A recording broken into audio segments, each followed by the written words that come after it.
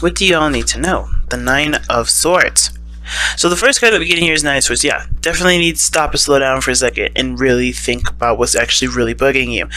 And I think a lot of you guys already know, but the problem is that a lot of the times when we have a base worry, that base worry can, manifest itself in our brain and create a beautiful problem tree. Okay, so we already have the tree growing, right? The problem is to like arisen from the grass, arisen from the ground, and then another idea of what could spawn from this problem not being fixed creates a branch, and then another branch of that another problem. It could be a totally different scenario, and it just branches off to become this flourishing, beautiful tree of disaster.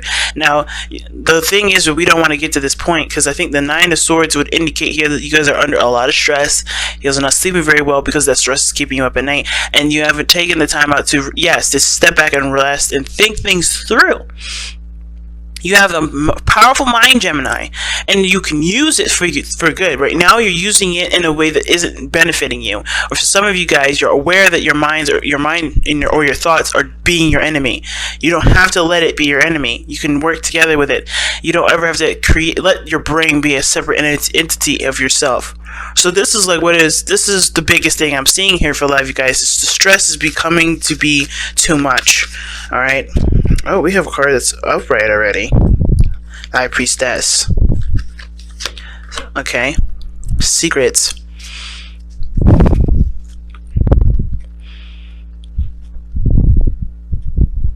Something tells me that you guys already know the answer to what will fix your problem here with the Nine of Swords.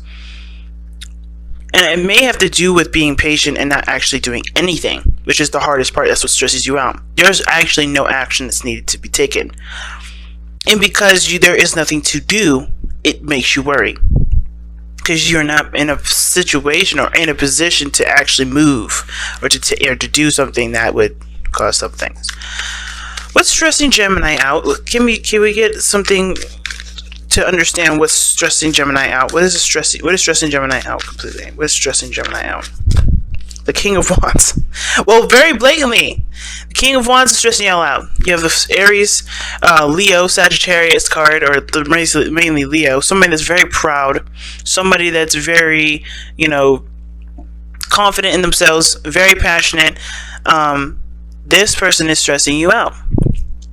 This person right here is stressing you out. Now, this could be just nobody in your life at all. This could be your confidence and, your desire to travel, your desire to explore and be yourself, to do something fun and have something going for you in your life. Because there's stagnancy that says something here, right? The Four of Swords talks about taking a break, not doing anything, resting, reflecting, and then the Nine of Swords. Some of you guys, here's the situation. Either you guys need the time to take a break, take a moment to recognize that something's, either recognize something's bugging you, or take a moment to just kind of break away from what's bugging you.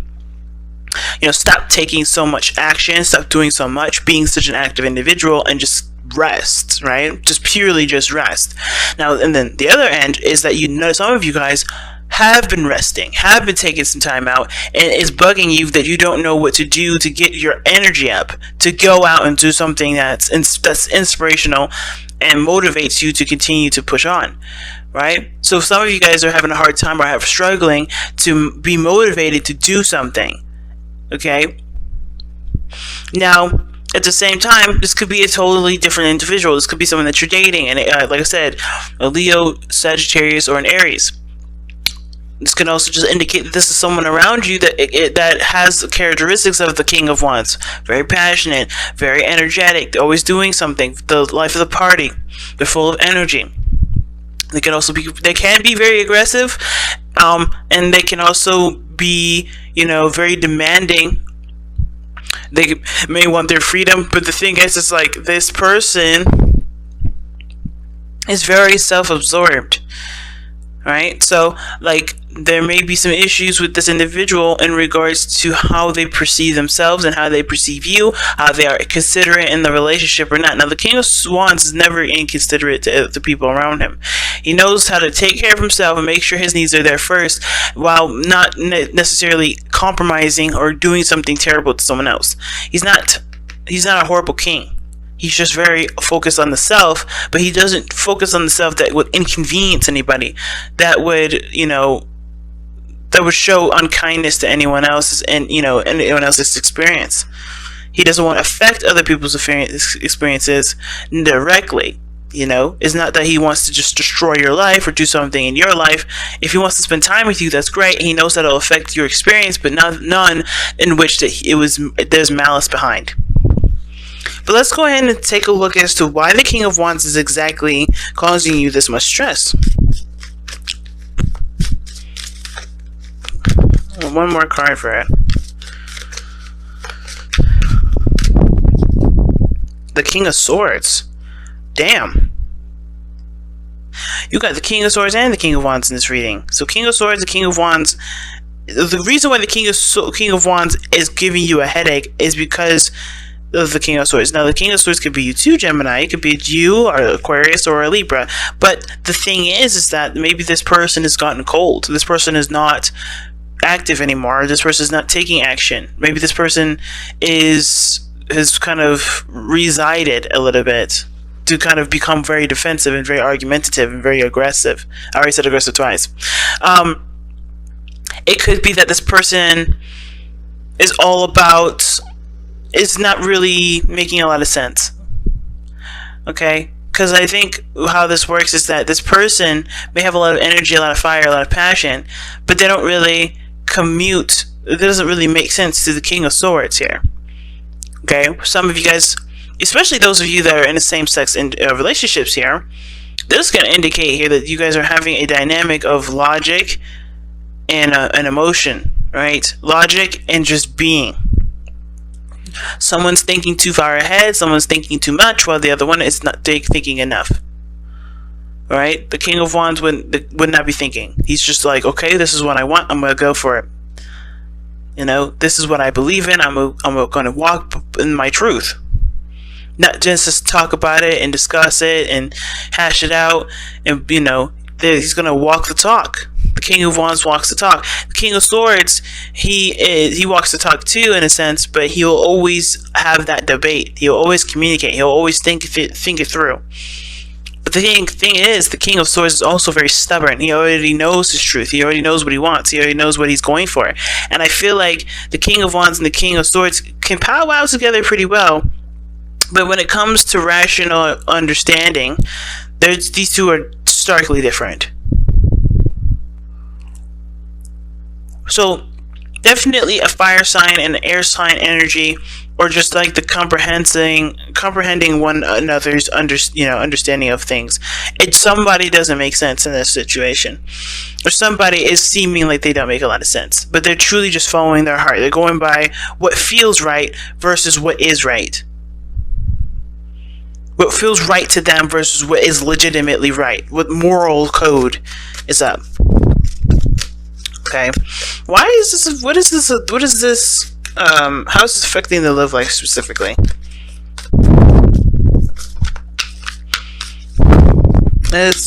Honestly, I want to actually know, what are the disagreements between the King of Wands and the King of Swords? What is the disagreement between the King of Wands and the King of Swords? I don't know why I think disagreement, but I feel like it's disagreement here. Because if there was no conflict, then you wouldn't be stressed. So, what is the disagreement? What is the conflict between the King of Wands and the King of Swords? What is the conflict between the King of Wands and the King of Swords? What's the conflict? Oh wow, committing to love. The Ace of Cups. And the Hierophant. Wow. Commitment to love. Commitment to emotional growth. Commitment to spiritual growth. Or a change in the way someone achieves emotional growth. It's interesting because I did a reading for a client, and the person was a Gemini, and they were in a same-sex relationship as well. But the problem that person was having was that they had been in a relationship prior that was very difficult for them to see any sort of potential, relationship with someone else if it wasn't already established to be stable, committed, and so forth. If some of you guys are having an issue coming outside of your comfort zone and dating somebody new, this person may be coming in, this King of Wands may be coming in to show you that the situation is not about rational thinking. It's about going for what you feel is right. And a lot of times you're not going to have a certain situation just play out in the way you want it to. And it's not necessarily about what you want. It's more of like, is it possible? And a lot of times, especially with the individual I was reading for, it wasn't possible for that person to expect a committed relationship from the person the second they started dating. That was unrealistic. So the situation here is showing me is like some of you guys may be aware that what you guys have to do to have a beautiful relationship with somebody is to be yourself and to let time pass and let time just be, to grow that relationship. Real roots to put down in the relationship instead of just saying, okay, I'm not going to be with you unless you're really looking for a serious relationship. You don't know what you want from this person until you know who this person is. You got to give this person a chance. Believe it or not, like wands, fire, and air energy go along very well together, but you won't know how well it goes together until you spend the time to figure that out, which is why the Hierophant and the Ace of Cups is here. This is a growing process. This is about connecting with your emotions. I think for some of you guys, you've been detached from your emotions for a long time because it's been very painful to deal with or to remember or to even, have anything to do with love because of your past experience. But this person looks like they're going to be bringing in new energy, bringing in new life, and this person brings out a side of you that you can be happy with. But I think this also puts you in a position of being even more defensive because it's putting yourself at risk, right? It's a chance game. It's not necessarily, there's no guarantee that this is going to end in a way that you guys live happily ever after, but it doesn't mean it can't. Just because there isn't a sign of it now. It takes growth, it takes time, it takes patience for it to grow out. And I see this in this relationship, I see this reading. You have to be yourself. You have to look and see who you are through this person, and you have to understand and see who this person is for you in this relationship before you can decide, is this the path that I want to go down? Is this person someone I want to live with for the rest of my life? Is this someone I want to marry? Is this someone I want to have kids with? Is this someone I want to live the rest of my life with? Period. And that is going to take time, and that's why I think this is why you have to kind of be patient here. I think this is why, either taking a step back to just slow down and relax, or to just go out and do it, take a chance, take a leap of faith, and, just see how it goes. It's just better than just not doing it at all, and better than, just kind of cutting your losses, So, what is the overall outcome for Gemini? Damn, Judgment. That's the second opportunity. But Judgment with the Eight of Wands. You guys are getting 2 cards for everything that's being explained today. Underneath that is the Two of Pentacles. You have to make a decision about what it is that you want, what is of value to you. And I understand that there is this desire to settle down and just, you don't want to take anybody that's not going to truly settle with you, or, that's truly going to look for long-term commitments. You shouldn't be looking for it either. Not saying that, not to go after what you want, but like, you shouldn't expect everyone that you date to be as quick to get married and settle down as you are. And who's to say that this person is definitely for you if you don't take the time to get to know them? Remember, everything happens for a reason. Time is given to us to understand what we need to understand, so we can avoid situations, so we can understand the person or understand the circumstance a lot better than what we looked at from the situation up close. Because think about this, and I actually got this from a comedy skit. I don't know if you guys have seen it, Equimity, I think it is. I can't remember. It's one of Dave Chappelle's newer stand-ups, and he was talking about in the very end how the situation when something first happens, we're all close up to the elephant, right? The elephant's skin, right? You can't see that this is that skin is actually to an elephant. You just know that that's gray and it's scaly or it's wrinkly and it looks weird, right? But it takes time for the situation to back itself out so you can see the whole picture, right? This is the same situation. You don't know everything when you first start out, and it's hard to kind of accept that because it's also requiring you to just trust the situation and see how it goes from there. But this is one of those situations where you just have to see. The situation is way too close up to your face right now to identify if it's an elephant or if it's a rhino, right? You don't know. because they have the same kind of skin, right? But you don't know what kind of situation this is until time is given to it for you to be able to step back and see the whole picture, see everything from what it is, and see how it plays out in your world. So give it the patience that it needs, because what this last two is showing you is that this is judgment in the Eight of Wands. There's some sort of opportunity that comes up that requires communication. It requires the flow of progress, right? And I feel like it's not necessarily just communication, but it's also about moving forward. It's about taking the steps ahead and going for it. Not to completely just, just completely just cut something off, but giving it the opportunity that it's going to need, or giving it the time it needs to understand it, and go for it, and then change your mind later if it need be, because you always can change your mind. But it may be hard to change your mind, but it's definitely an option. Your back is never ever up against the wall, fam. Okay, so let's take a look at what oracle cards you have.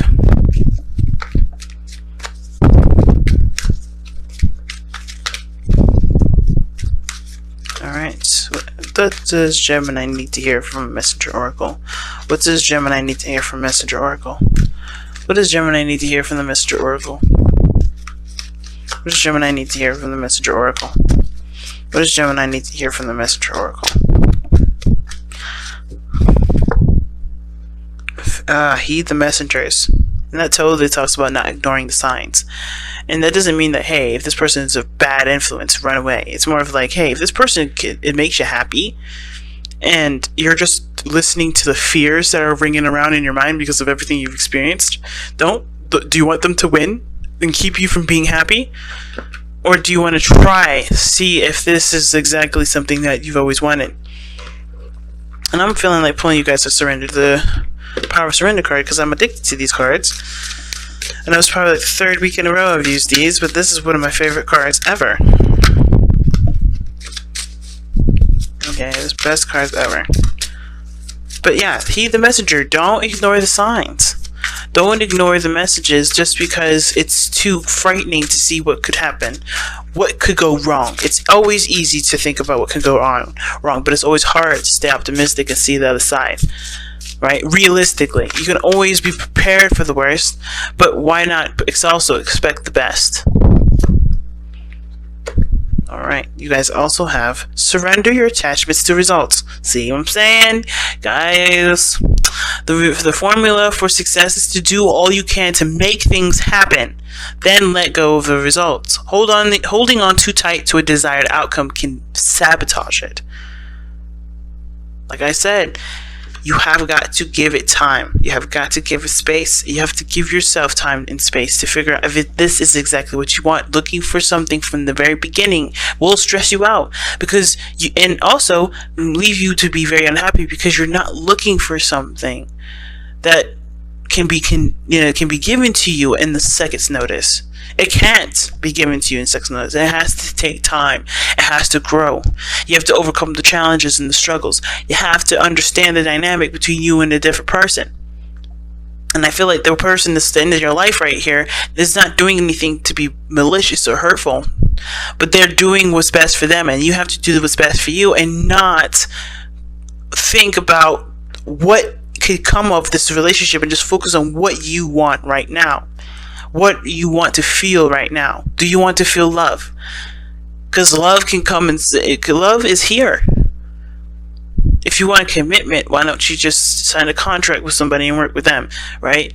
If it's commitment that you want, there's other ways to do it than being in a relationship that requires you to feel. Because a relationship cannot be blossomed from looking for something straight up from being a commitment. You have to look from it in a hard place, being able to receive and give love. And if you can't give it, that sort of commitment may not be the kind of commitment that you should look for, because that one is requiring you to be emotionally open and to focus solely on love and not with the destination, because love doesn't take you places. Love is emotions. Okay, it's hard, y'all. I understand, considering that you guys have obviously every reason to be worried and stressed out. and to be even hesitant when it comes to future relationships, considering maybe the past one didn't work out. But you have to trust. If you want anything to grow in your favor at all, you have to trust.